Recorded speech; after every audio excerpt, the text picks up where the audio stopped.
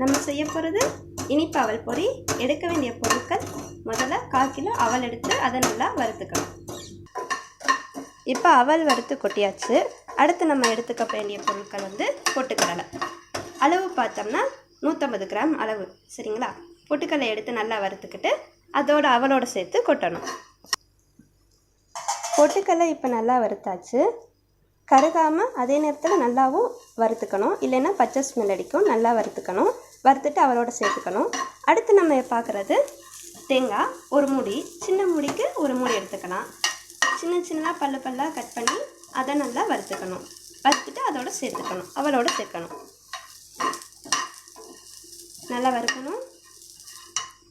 தேங்காயை நல்லா பொன்னிறமாக வறுத்துக்கணும். இதோட எண்ணெய் எதுவும் சேர்க்கக்கூடாது. வறுக்கிறப்ப தேவைப்பட்ட நெய் சேர்த்து வறுத்துக்கலாம்.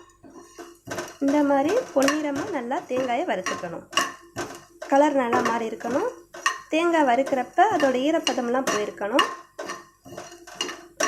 இப்போ நம்ம வறுத்த எல்லாத்தையும் ஒரே பாத்திரத்தில் போட்டு கிண்டிக்கணும்.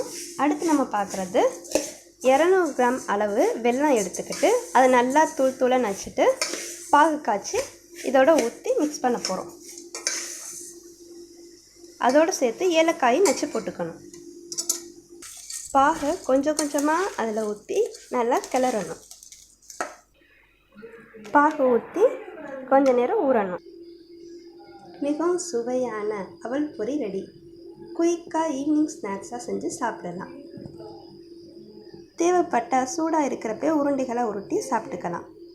இது 15 நாள் வரைக்கும் கெடாமல் இருக்கும், கை போடாமல் தண்ணி ஊற்றாமல் இருந்தோம்னா. ஹலோ ஃப்ரெண்ட்ஸ், உங்களுக்கு இந்த ஸ்வீட் பிடிச்சிருந்துச்சுன்னா மறந்துடாமல் நம்ம சேனலை சப்ஸ்கிரைப் பண்ணுங்கள், கமெண்ட் பண்ணுங்கள், மறக்காமல் லைக் பண்ணுங்கள். Bye by.